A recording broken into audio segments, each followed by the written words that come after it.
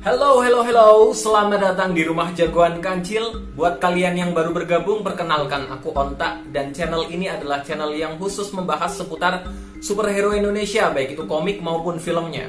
So, kali ini kita akan membahas tentang Gundala ya. Karena sebenarnya ini mendadak sih. Tadi pagi aku ngobrol sama beberapa anak dari grup WhatsApp Jagat Adi Satria. Kita membahas tentang Gundala karena aku tiba-tiba keinget gitu tentang komik Gundala webtoon yang sepertinya memberikan sebuah petunjuk besar. Cuman waktu itu kan kita lagi hype film Gundala ya, jadi agak kelewat itu petunjuk-petunjuknya. Oh ya, buat yang penasaran ini apa, ini adalah fan art buatan dari Out of Art. Oke, sekarang kita kembali pada topik utama kita, yaitu Gundala webtoon. Ada satu hal yang sangat menarik di sini. Jadi seperti ini. Di komik Gundala webtoon itu diceritakan ketika Gundala pertama kali muncul, itu publik bener-bener heboh, mereka geger gitu kan. Dan beberapa pakar itu muncul di TV gitu, diwawancarai tentang gimana sih pendapat mereka soal Gundala gitu kan. Di sini seperti yang bisa kalian lihat, ada paranormal yang diwawancarai. Dia bilang, kalau menurut penerawangan saya, itu adalah sejenis jin atau makhluk astral yang terdiri dari unsur-unsur listrik.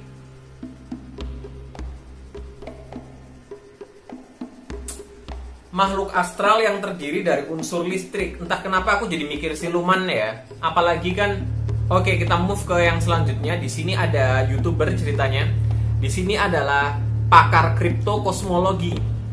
Dia bilang sebutan hantu itu sama sekali nggak pas. Dia itu jagoan. Dia adalah titisan dari Kaisar Krons dari Kerajaan Petir. Berdasarkan naskah kuno yang tidak bisa saya sebutkan sumbernya, dia punya julukan Gundala. Berdasarkan naskah kuno Kerajaan Petir yang dipimpin oleh Kaisar Krons. Buat kalian yang follow Instagramku ya, mungkin kalian ingat kalau aku pernah bahas di Instagram, ada total 8 kerajaan kuno di era legenda. Iya, bukan cuma 3. Sebelumnya kita tahu kalau kerajaan kuno itu adalah Rawaya, Wiba, dan Kerajaan Godam ya. Cuma 3, tapi ternyata ada 8. Ada 5 lagi. Dan salah satunya adalah Kerajaan Petir. Kerajaan Petir ini masih sangat misterius karena kita masih belum apa ya, masih belum tahu berita apapun gitu di sini. Karena ya ini bisa dibilang petunjuk satu-satunya kita di webtoon Gundala. Kalau ada sebuah naskah kuno yang tidak bisa disebutkan sumbernya, dia adalah titisan Kaisar Krons dari Kerajaan Petir. Jadi ada sebuah kerajaan petir yang dipimpin oleh Kaisar Krons. Ini buat yang baca komik Gundala Pusaka, kita pasti tahu siapa itu Kerajaan Petir, siapa itu Kaisar Krons, kita semua hafal gitu kan. Tapi ini adalah komik di Jagat Revolusi. Ini sangat berbeda dengan komik Gundala di yang sebelumnya gitu. Kalau komik Gundala yang sebelumnya itu kan Gundala mendapatkan kekuatan dari Kaisar Krons. Kaisar Krons adalah semacam alien yang berasal dari Kerajaan Petir. Ya, lalu Gundala ini diangkat anak oleh Kaisar Krons. Makanya dia jadi Gundala Putra Petir gitu kan. Tapi itu di komik Pusaka, di komik Jagat Pusaka, komik yang dulu. Buat yang gampangnya, itu ada di universe Pusaka. Ya, sementara ini adalah universe Revolusi. Universe Revolusi menceritakan ulang kisah para jagoan di Jagat Bumi Langit gitu kan. Tujuannya untuk meremajakan, untuk menggait anak-anak zaman sekarang untuk lebih bisa mengikuti gitu. Dan di sini disebutkan kalau ada 8 kerajaan kuno di era legenda. Salah satunya adalah Kerajaan Petir. Gundala otomatis berasal dari Kerajaan Petir. Dan di sini disebutkan ada sebuah naskah kuno tentang Kerajaan Petir. Dan Kaisar Krons ternyata memang raja di Kerajaan Petir di era revolusi. Selama ini kita ngira Tirhapi ya, karena ada sebuah konsep art yang sempat keluar gitu kan tentang Tirhapi yang berasal dari Kerajaan Petir. So, kita mikirnya mungkin di sini di versi revolusi pemimpinnya adalah Tirhapi. Tapi sepertinya tidak ya, di sini masih tetap Kaisar Krons pemimpinnya. So, begini, kita bahas dulu beberapa ya. Yang pertama adalah paranormal. Yang pertama itu Paranormal melihat petir itu adalah makhluk astral berunsur petir. Ini bisa berkaitan dengan siluman. Karena pada masa kerajaan legenda, itu memang ada kisah tentang siluman. Pada zaman itu disebutkan sebelum manusia menginjakkan kaki ke bumi, itu bumi dikuasai oleh bangsa siluman. Ya, jadi bumi dikuasai oleh bangsa siluman. Lalu tiba-tiba manusia muncul dan akhirnya merajai bumi. Kelompok siluman merasa terpojok dan akhirnya menghilang ke dunianya sendiri, gitu, ke dunia astral, dunia gaib. Lalu kalau kalian ingat ya, Gundala ini sebenarnya diciptakan oleh Pak Hasmi didasarkan kisah yang terinspirasi dari cerita Ki Ageng Selo. Ki Ageng Selo ini di kisahnya pernah disebutkan menangkap petir. Ya, dia menangkap petir. Tapi ketika petir itu ditangkap, petir itu berubah menjadi sosok binatang buas. Petir itu berubah menjadi sosok binatang buas yang meraung-raung. Oke, binatang buas yang meraung-meraung. Di kisah Ki Ageng Selo, petir itu bukan petir biasa, tapi adalah binatang buas yang meraung-raung. Dan kisah Gundala terinspirasi dari sana. Di film Gundala tahun dulu gitu kan, Gundala tahun 80-an. Kalau kalian perhatikan, ketika ada bunyi suara petir, itu bukan bunyi suara petir jeder geleger kayak gitu, bukan, tapi ada suara raungan binatang buas di situ. Lalu kalau kalian ingat juga di film Gundala yang kemarin tahun 2019 yang disutradarai oleh Bang Joko Anwar, di situ juga ada bunyi raungan binatang buas juga, ada bunyi raungan juga kayak gitu. Jadi petir ini hidup, guys. Petir ini hidup dan bukan petir biasa gitu. Ada makhluknya di situ. Jadi petir itu gimana menurut kalian? Aku agak bingung sih. Kalau begini, kalau menurutku seperti ini. Menurutku petir ini sebenarnya entitas yang sama ya. Petir ini adalah entitas yang sama dari kerajaan petir pada zaman kuno.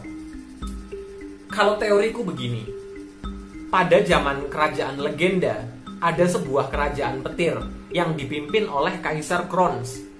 Kaisar Krons ini lalu menangkap sesosok siluman yang berunsurkan petir.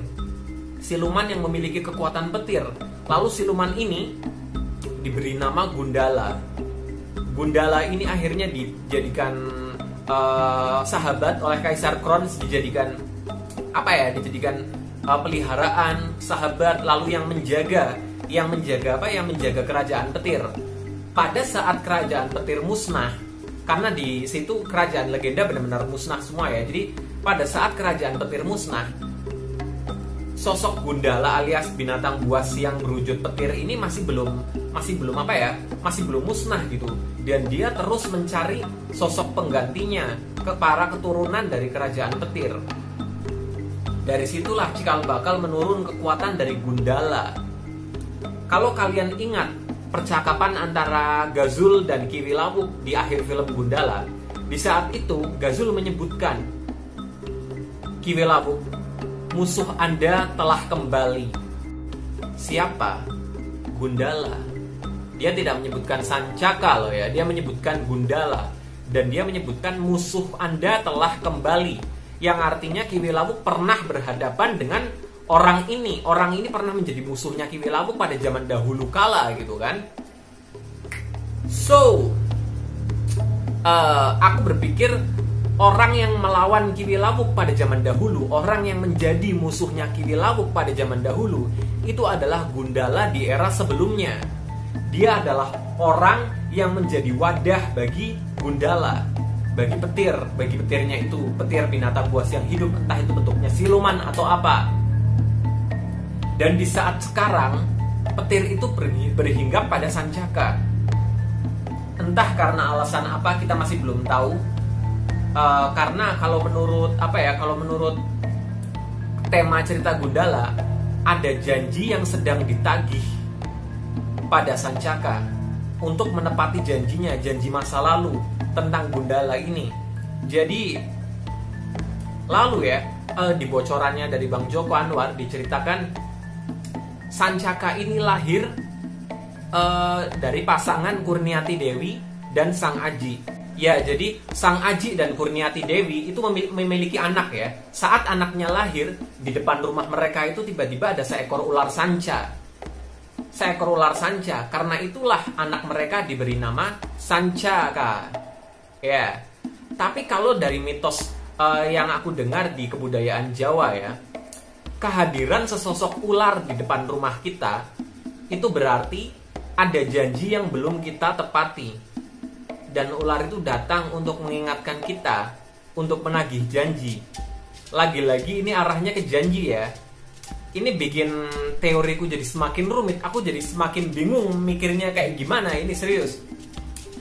Kalau di komik Revolusi, di Jagat Revolusi diceritakan ada sebuah kristal yang sangat kuat. Kristal itu bernama kristal Amaratia. Kristal ini ada di dalam bumi. Kristal Amaratia. Kristal ini mengandung energi yang sangat besar. Energi ini berasal dari mana? Ada yang bilang kalau energi ini berasal dari petir. Dari zaman awal terbentuknya dunia, tiap kali petir menyambar ke bumi, itu langsung diserap oleh kristal Amaratia yang ada di dalam bumi. Tiap kali petir menyambar ke bumi, jeleger gitu kan, energinya langsung diserap ke kristal Amaratia yang ada di bumi. Dari zaman purbakala sampai sekarang, bayangin itu kristal Amaratia udah menyerap sebanyak energi apa gitu kan. Dan di sini yang diserap pun petir guys. Kristal Amaratia pada zaman era legenda diceritakan dijaga oleh bangsa Rawaya.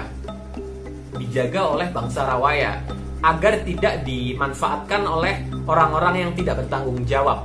Meskipun pada akhirnya kristal ini bocor dan menjadi sumber perang bangsa Rawaya, bangsa Godam, dan bangsa Wiba yang akhirnya memusnahkan semuanya.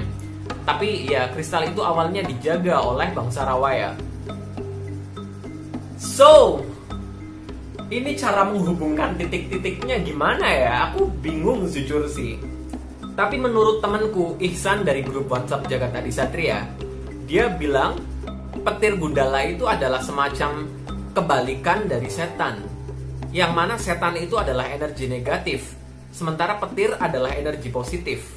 Jadi begini, menurut dia, kristal Amaratia yang ada di bumi itu menyerap berbagai energi yang ada di dunia. Energi positif dan energi negatif. Energi negatif ini akhirnya berubah menjadi sosok entitas bernama setan yang merasuki mata malaikat dan berbagai penjahat besar lainnya. Itu diserap dari energi negatif yang ada di bumi. Sementara energi positifnya itu berubah menjadi petir yang akhirnya menjadi kekuatan dari Gundala itu sendiri. Gimana menurut kalian? Kalau aku disuruh berteori bebas ya, ngarang bebas ya, menurutku sosok binatang buas Gundala ini adalah sosok yang menjaga kristal Amaratia. Ketika dia menyadari kalau ada energi negatif yang diciptakan di situ dan akhirnya menciptakan entitas baru yang bernama setan, sosok penjaga kristal Amaratia ini akhirnya menyerap energi positifnya, lalu lari. Dan lari tiba di sebuah kerajaan bernama Kerajaan Petir. Di Kerajaan Petir, sosok penjaga yang bernama Gundala ini akhirnya bersahabat dengan Kerajaan Petir, dengan Kaisar Krons, dengan Tirhapi, yang akhirnya menjadi sumber kekuatan mereka. Setelah semua kerajaan musnah pada banjir besar, akhirnya Gundala ini menjadi penjaga bagi para penerusnya, yang akhirnya menurun ke Sancaka. Menurutku seperti itu. Dan seperti itulah hubungan antara Sancaka dengan Kerajaan Petir. Nggak tahu deh, kalau menurut kalian gimana? Tulis pendapat kalian di kolom komentar ya. Nanti kita diskusi bareng di kolom komentar, aku jawabin satu-satu. Oke, video kali ini udah sangat panjang. Kita akhiri di sini aja. Buat kalian yang suka dengan konten seputar superhero Indonesia ini, jangan lupa klik subscribe ke channelku, sebarkan ke sosial media kalian. Jangan lupa juga follow aku di sosial media @jagoankancil di Instagram dan @jagoan_kancil di Twitter. Oke, sampai ketemu di video-videoku yang berikutnya. Bye-bye.